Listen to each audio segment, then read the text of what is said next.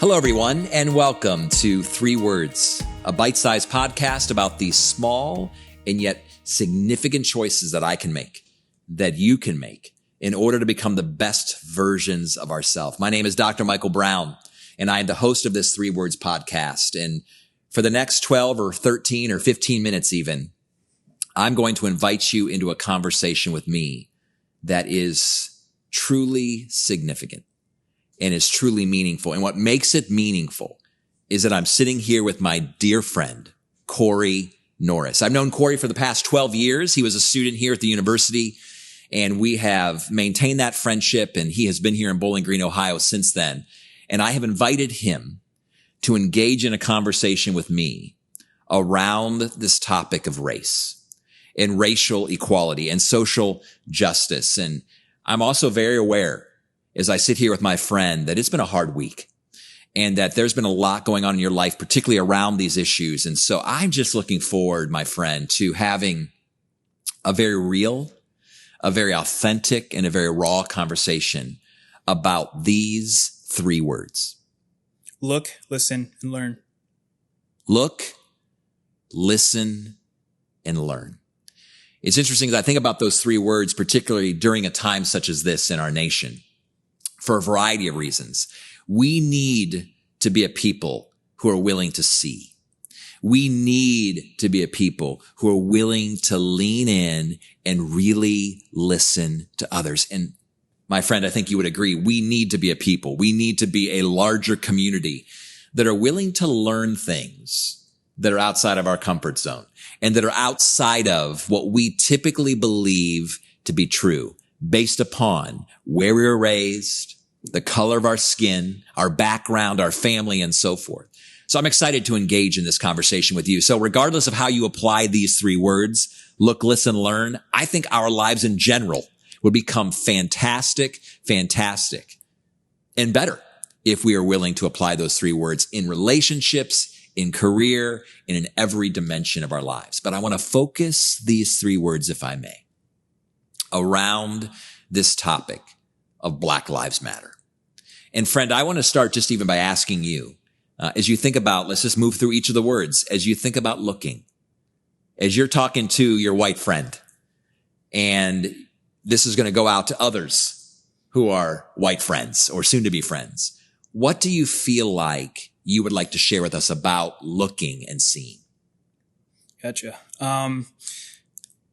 I guess first I want to throw out a caveat. So Please. I feel like I have 5 or 6 responses to pretty much any question regarding race, kind of depending on where the person is at in their journey to being, I don't know, righteousness, whatever. I feel like someone, who's a complete ally, someone who's just now kind of jumping on board and trying to figure it out, someone who is indifferent, all the way down to, people who just completely are, hateful. And there are people out there, and I've met them. That are, yeah, sure. Yeah.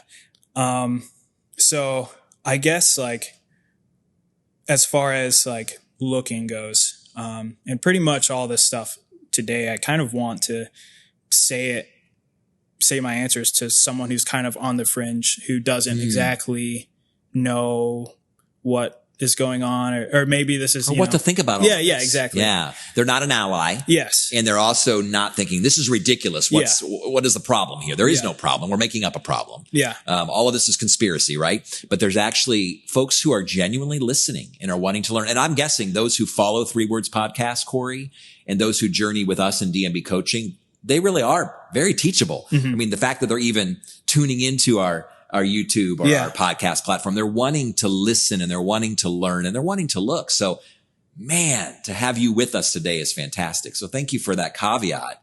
And I love the fact that we're going to target the conversation toward that person who's maybe thinking, I'm not sure what I think about these issues. So what should they think about these issues? So I guess as far as looking goes and what to see, there is a full race out there where the vast majority of the people feel that there is a problem due to personal experiences.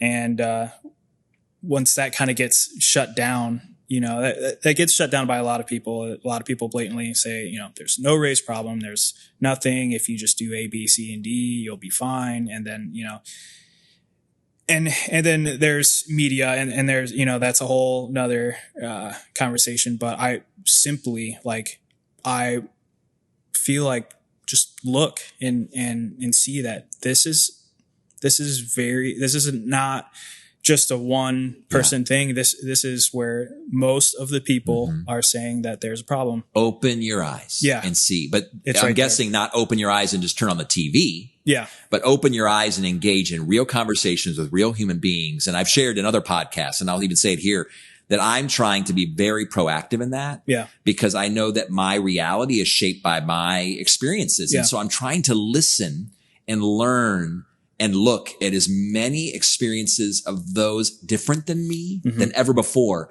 And I'm going in with a curious spirit. And I'm sharing with you, Corey, as I have been engaging in this advocacy, in this activism, and trying to really try to leverage my white privilege and trying to help and trying to serve and trying to really make the world a better place for men and women who are brown and black. I'm engaging in significant conversations with individuals, and the themes are so similar. Despite their age, despite their geographical location, despite their level of education, or even their socioeconomic status, I'm hearing similar story after story after story. Why would I disregard that? Why would I say there's not a problem? I mean, I'm trying to figure out why people would do that. But I think in some ways, the reason they will do that is if they've never been in a relationship where they've actually had a conversation like we're having today, you can disregard it. Yeah. You can discredit it and disregard it until there is a name and a face of your friend. Exactly. That is very true. And one thing I do kind of want to point out, privilege, that word has so much surrounding it. And, it is not. It's like a lightning rod. It just gets such a reaction from people. Right. And it is not an accusation. It is not saying you are wrong for having this privilege. And I do want to say, there are ways that I am privileged, compared to other Black people, because there are certain advantages that I have had, or certain ways I've grown up. And honestly, I feel like living in Bowling Green, kind of, and being here a while and being well known kind of gives me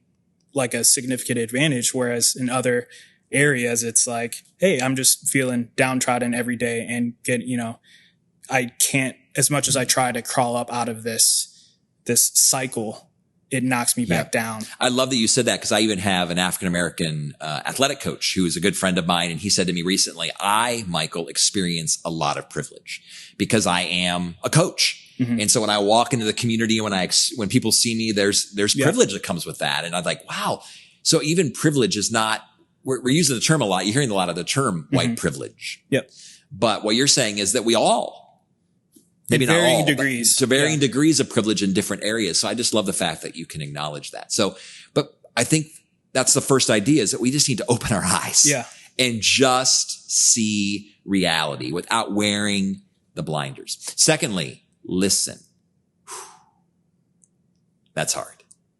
It is hard, is it not, to genuinely listen, and not just listen just enough to build your case to respond, but actually to be fully present in the presence of someone else and really just listen and try to continually keep the barriers and the obstacles that go up, to really seek to understand, not just to find something that we can poke holes in. And this isn't true just in this issue, but in general, we're not very good listeners typically. Yep.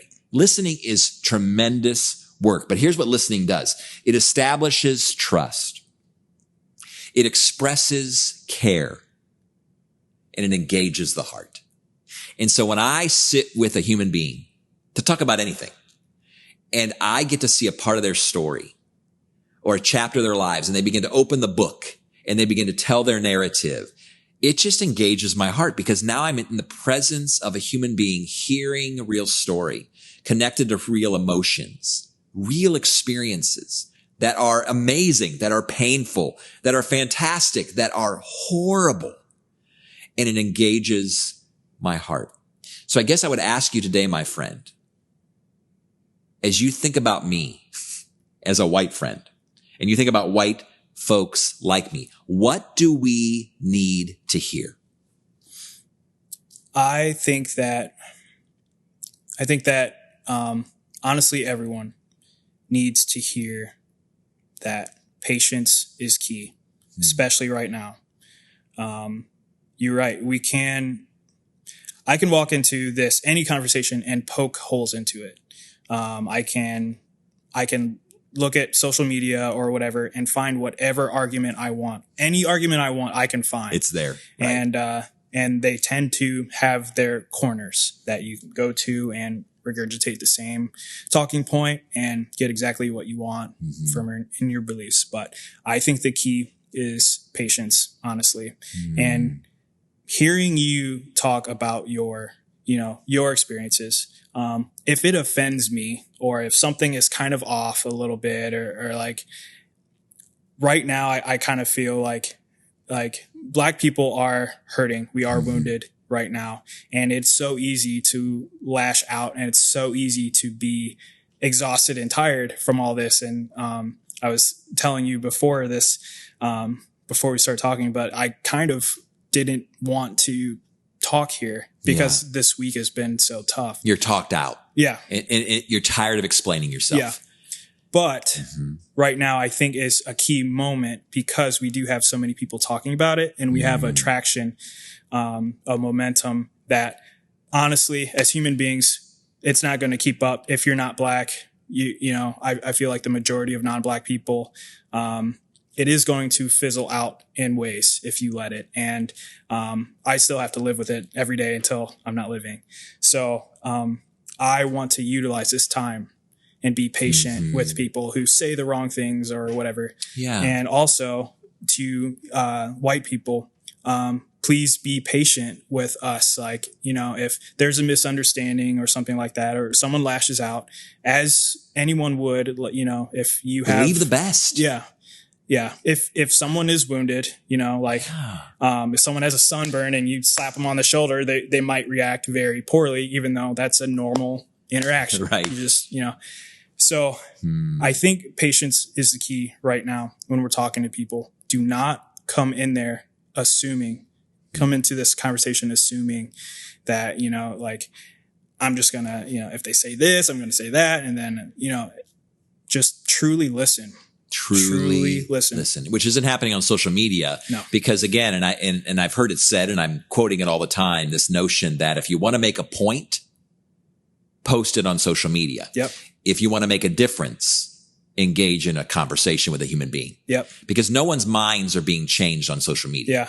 Typically what's happening is we're just reinforcing our previous positions. And we're finding, like you said, you can always find an argument and you can read something.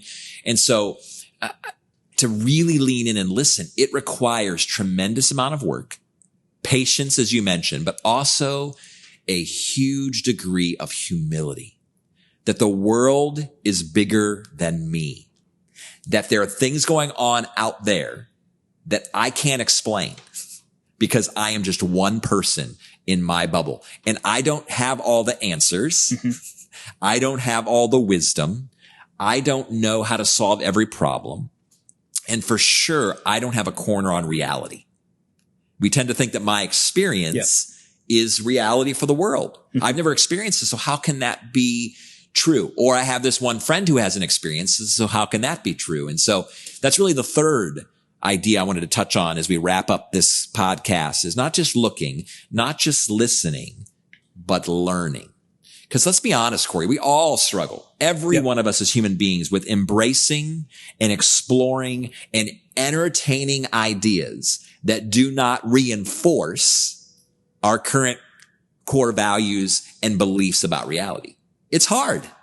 And so we tend to actually connect with and bring into our larger viewpoint and worldview things that tend to coincide. Those things that tend to contradict, we just push out. Yep. So I want to ask you as we wrap up, what do you want me to learn about? What do you feel like for those of us who are in the majority population, What do we need to learn? What new information or even resources, or where do we begin? Because you said you're targeting this conversation to someone who's just exploring. Yeah. Where do we begin to learn what you're talking about? Well, yeah, and talking to someone who is just now learning about this topic, I kind of want to say, like, live life with Black people. Like, do you know anyone? Have you ever actually talked to someone in a non, like, business setting or whatever? And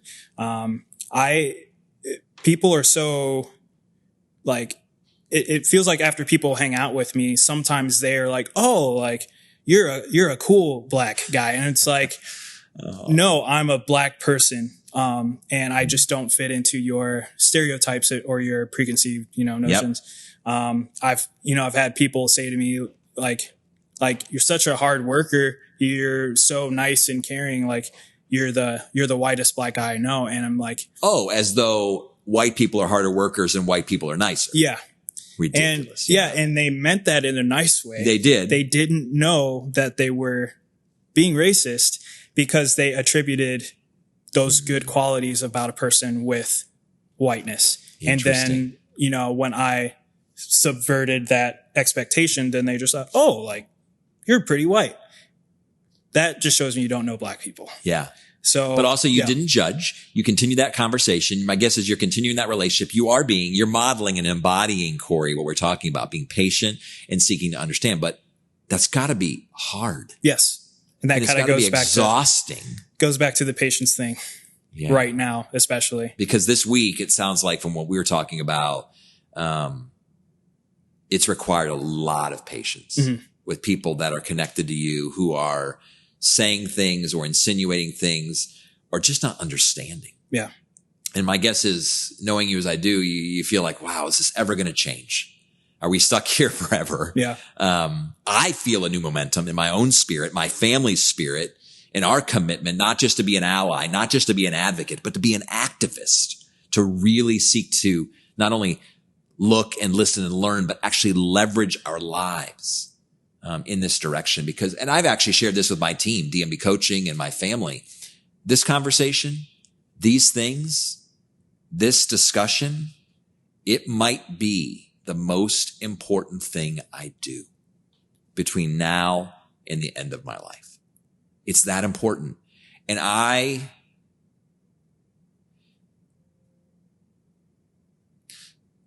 I'm ashamed that it took so long for me to realize that.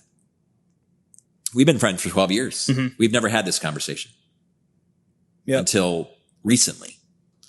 Until something that was so horrific happened that we all could see, right? That it forced us to have the conversation. And we could have still ignored it. But this conversation, I know you said that it's going to fizzle out. It's not going to fizzle out with me. And it's not going to fizzle out with those who know and love you and are committed to you. Like, we are going to continue to fight to keep the conversation alive until we can all rise together and we can all experience what should be as men and women who are created in the image of God, right? Corey, I appreciate you sitting with me today and engaging in a real conversation that I know is on the tail end of a really challenging week. And I appreciate you giving us a few more minutes and a little bit more energy. And I just want you to know that I am so sorry that you have to continue to fight this battle. But I want you to know you're not fighting it alone. You are surrounded by many people who are saying, we will fight with you as we commit, first and foremost, to looking, to listening, and to learning. For life coaching, consulting services, or to hire a keynote speaker, please visit dmbcoaching.com.